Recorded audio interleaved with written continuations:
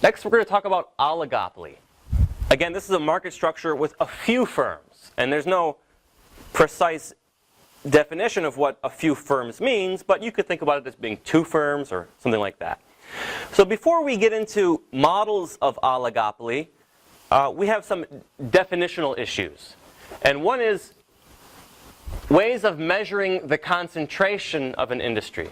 And so this means how competitive is it? And there are 2 ways that we'll discuss for measuring the competition in an industry. One is the concentration ratio, and this is the percentage of output accounted for by the largest firms in an industry. And so sometimes it'll be a 4-firm concentration ratio, or maybe a 5-firm concentration ratio. That's up to the analyst to decide the number of firms. But you take the largest 4 firms, add up their market share, and then that's the 4-firm concentration ratio. So let me give you an example of this.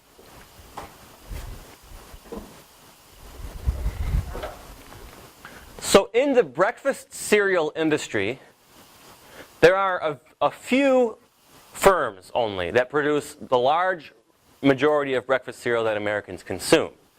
And in fact, the 4 largest firms produce 78% of the cereal. And usually this is measured as the fraction of revenue. So of all the revenue earned by all the breakfast cereal manufacturers, 78% of it is going to the largest 4 firms. So this is a pretty highly concentrated industry. In contrast, the ice cream industry is less concentrated. The largest 4 firms produce only 48%. I mentioned the number of firms that we're talking about is pretty arbitrary. You might say, what's the 8-firm concentration ratio? And there, for breakfast cereals, the largest 8 firms produce 91%. And the largest 8 firms produce 64% of ice cream. The next concentration measure that we'll talk about is called the HHI, and this stands for Hirschman-Herfindahl Index, named after the 2 economists who developed it. And let me just write the formula for you.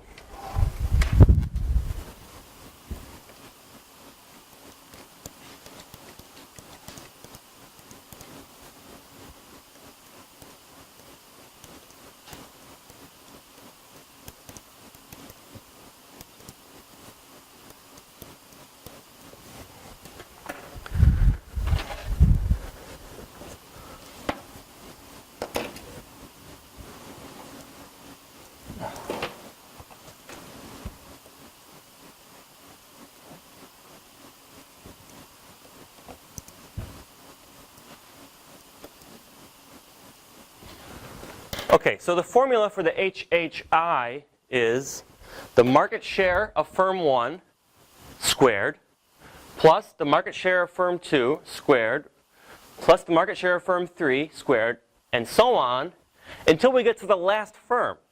And so let's say there are N firms in the industry. N might be a number like 100. There are 100 firms producing breakfast cereal, say.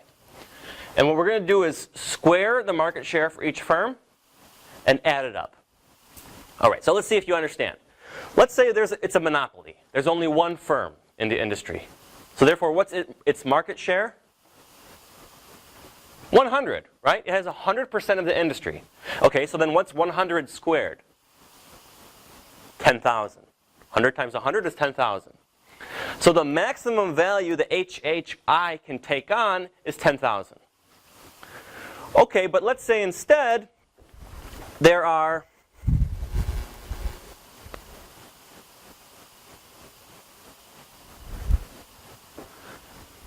Let's say instead there are 10,000 firms, and each of the firms has a 0.01%. That means 1 over 100. So if we square that market share, 1 over 100, what do we get? The answer is 1 over 10,000.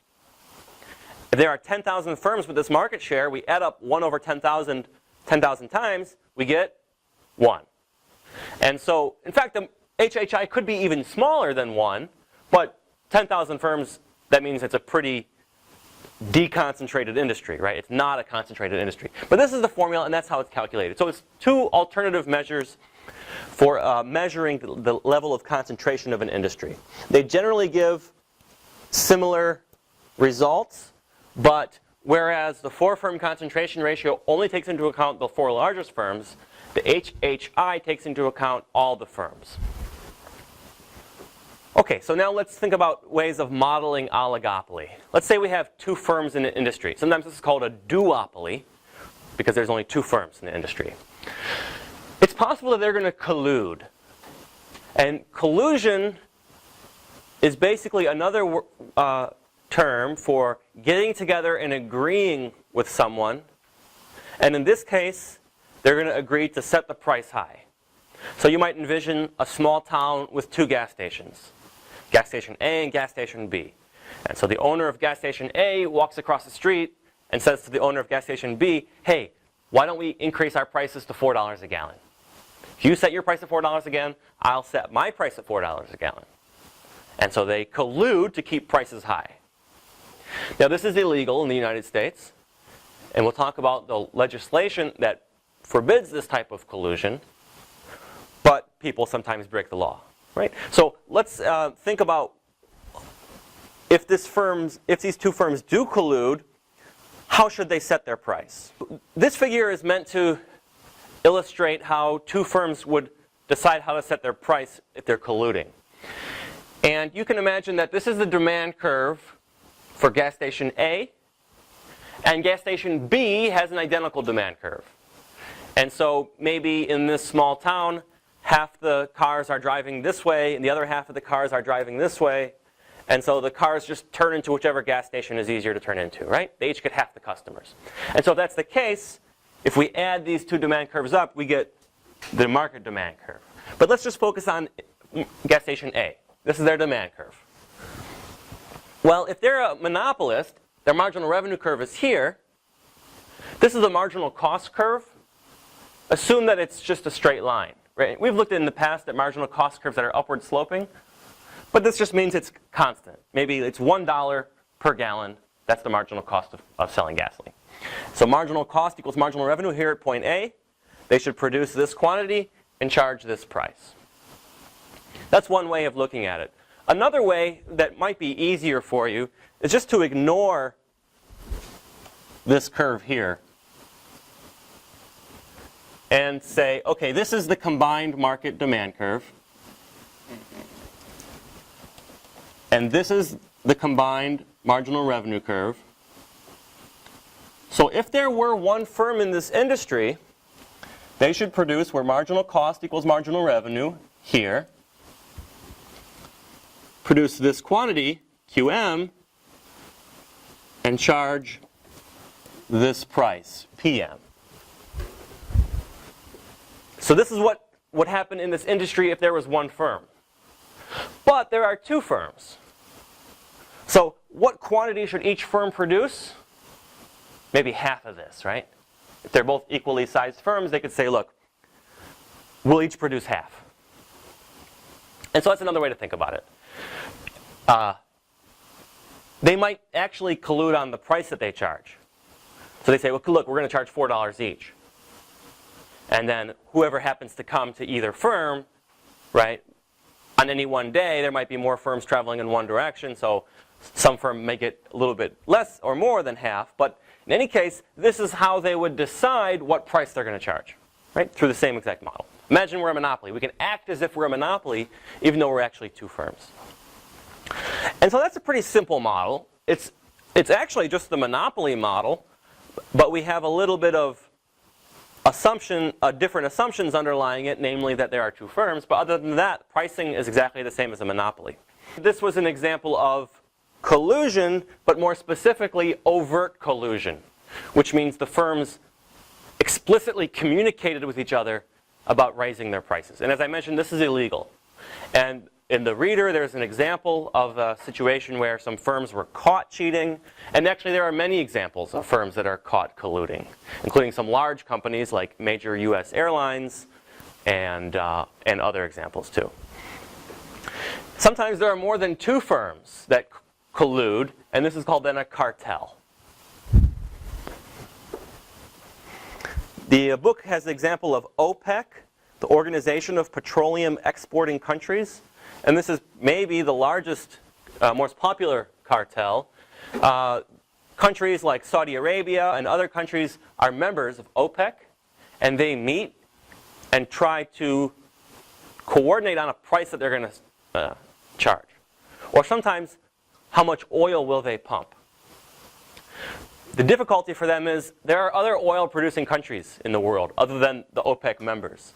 So they can't perfectly control the market, even if they can perfectly cooperate with each other. There are other firms producing oil. So that's one problem. But then another problem is it's not easy to cooperate with each other if you're a member of a cartel.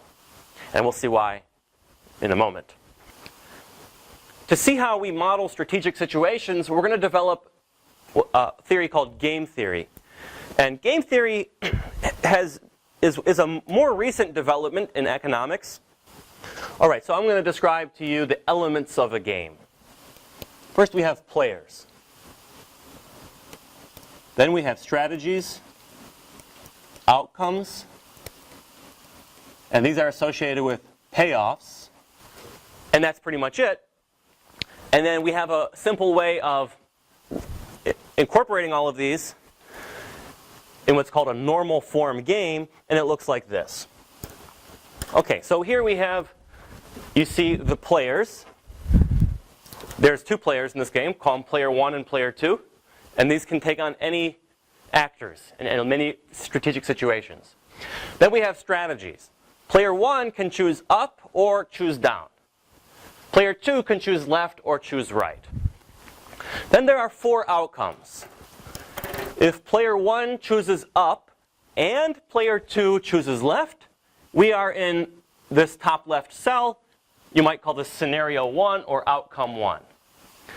If player 1 chooses up and player 2 chooses right, we're here in cell 2. And so these could be 4 different scenarios, right? Now, player 2 can't control what player 1 does and vice versa. Think about it as both players choosing simultaneously. And so if player 1 chooses up, he has no idea whether he's going to wind up in box 1 or box 2, right? Why? Because it depends on what player 2 does. This is a strategic situation. That's what we mean by strategic situation. The outcome depends on what the other player does. Players have preferences over different outcomes. And one way to model this is to write their payoffs in the cells. Okay, so I've put in some payoffs in this game. We still have 2 players, but now if we wind up in scenario 1, player 1 gets 18 units of utility, or maybe $18, some payoff, and player 2 also gets 18 units of the payoff. You can think about it like dollars if you want to think about this as profit, but more generally you can think about this as utility if it's a situation where maybe there's no money involved. Right? But think about the players as wanting to get the highest possible numbers. This is their payoff. I've also put some numbers here for the strategy. So it's not just up, down, left, right. Now this refers to an oligopoly example of how much are you going to produce. So maybe these are 2 oil-producing countries deciding whether they should produce 3 million barrels or 4 million barrels. Now, what we see is, if both firms are producing 3 million barrels, each gets a payoff of 18, right? And so maybe this is what they collude on producing.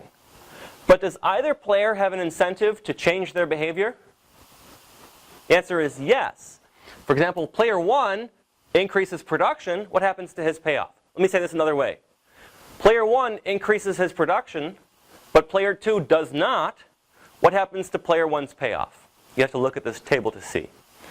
So we are here, originally, both firms are producing 3. Now player 1 is going to increase production to 4. So what cell do we move into? The answer is this one. And what payoff is player 1 receiving there? The answer is 20.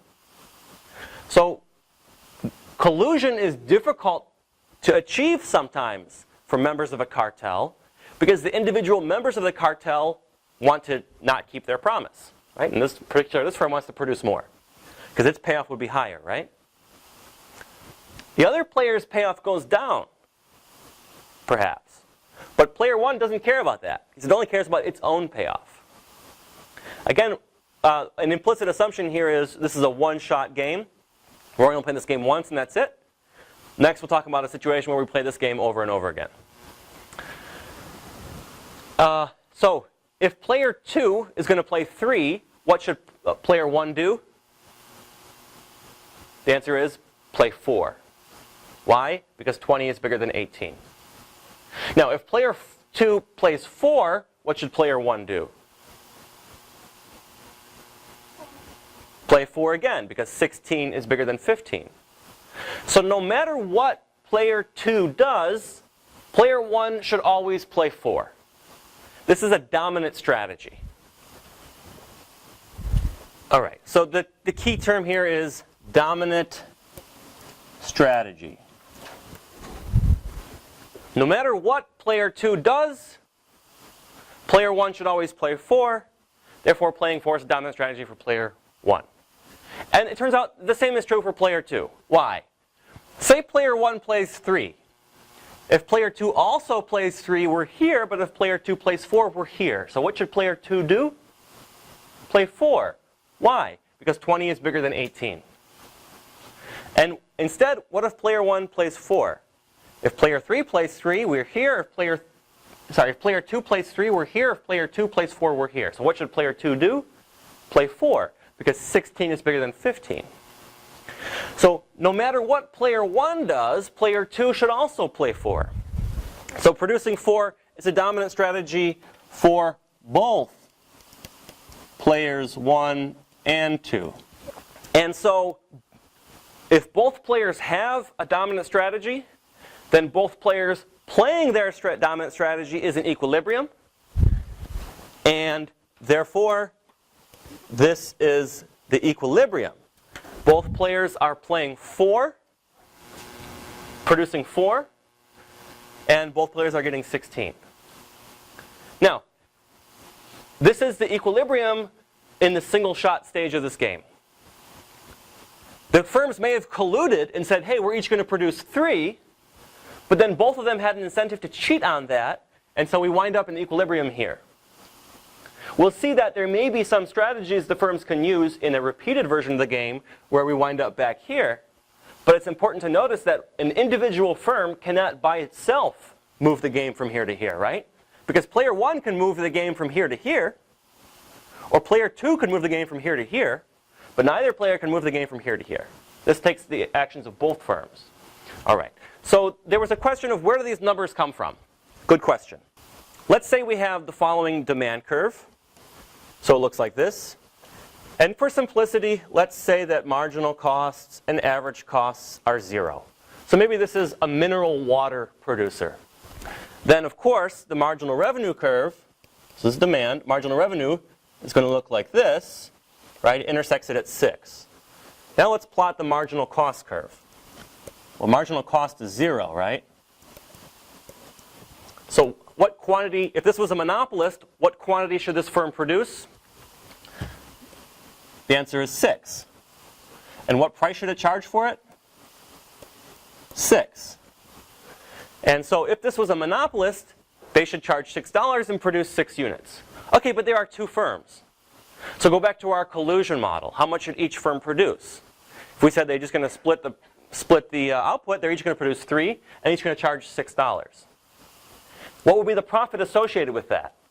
Well, if you're producing 3 and charging $6, your profit is 3 times 6 equals 18. This is the quantity. This is the price. That equals 18. Of course, this is total revenue, price times quantity, but there are no costs, right? Because of our assumption here.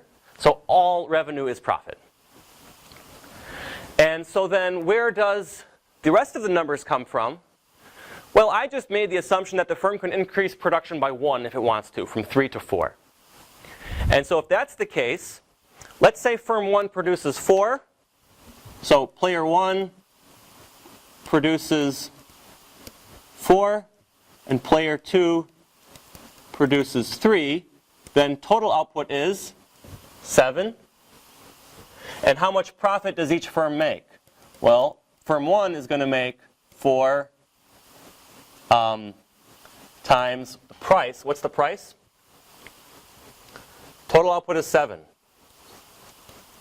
Price is going to be, if we're here producing 7, this is 5. So firm 1 makes 20 dollars of profit. Their payoff is 20. And what about firm 2? So firm 2 is producing 3 and selling them for $5 each now because the price falls, and so they make $15. So that's where these numbers come from, right? 15 and 20. We're in these two off-diagonal sections of the matrix that I had previously had up on the screen. And then the final situation to consider for where these numbers come from is, what if both firms are producing 4? So Q1 equals Q2 equals 4. So therefore, total output in the industry is 8. What's the price? If we put 8 here, if quantity is 8, the price is 4. And so the profit for firm 1 equals price times quantity equals 16, and the same thing for firm 2. So that's where those numbers came from. So those numbers actually came from a demand curve, and the payoffs came from the profits that they received under those 4 situations. Going back to the book, they have an example here called the prisoner's dilemma. And I actually don't like the example of the prisoner's dilemma. One of the main reasons is the payoffs are years in prison. And so there, you want smaller numbers of years in prison, right? So you can write it in terms of negative numbers. So your payoff is negative, right? More years in payoff, the worse it is. So you could say the payoff here is -3, -3, -1, -6, -2, -2, and so on. But it's sometimes difficult for students to think about this in terms of negative numbers. Like -1 is larger than -6, right? But other than that, okay, it's the same thing. So let me tell the story of the prisoner's dilemma. The only other thing that differs here is the way that the payoffs are written. So for example, the notation that you just saw, I would have written this like this. -3, -3, -6, -1, -1, -6, -2, -2. But they try to make it a little bit easier to read. Whether that's helpful for you or not, you can use whatever you prefer. Otherwise, we have the player 1 is Frankie, player 2 is Johnny. Each of them has 2 strategies: confess or don't confess. And the story behind this prisoner's dilemma, this, by the way, was one of the first examples that someone used to describe game theory. And therefore, the story just stuck. It's not a very good story, in my opinion. But it just stuck. So now in every textbook, when they describe game theory, they start with the prisoner's dilemma. Well, that's how things work sometimes. So the story goes, there are 2 criminals, and there's a district attorney. He suspects them of committing robbery. So he has them arrested. And when he arrests them, he doesn't find any evidence on them that directly links them to the crime. But he does find some drugs or weapon or something like that on them. So at a minimum, he can put them away for 2 years for this unrelated crime that he happens to have some evidence on them. But he hopes to get them convicted for the robbery. So he puts them in 2 separate rooms. And he first says to Frankie, Frankie, if you confess to the crime, I'll let you off with only 1 year in prison rather than 2 years. And he says the same thing to Johnny. If you confess, you'll get off with a lighter sentence. Now, in some ways, it doesn't really matter what story goes behind this. Again, this story was developed to illustrate game theory. I think it's easier to understand with the oligopoly example I had given you in the previous slide. But we can analyze this in terms of just the numbers. So why don't we look just at this? So we can abstract away from this story and focus just on the numbers. say that player 1, player 2 have the following moves, and here are their payoffs. Okay, so let's look for whether there's a dominant strategy here. If player 2 plays left, what should player 1 do?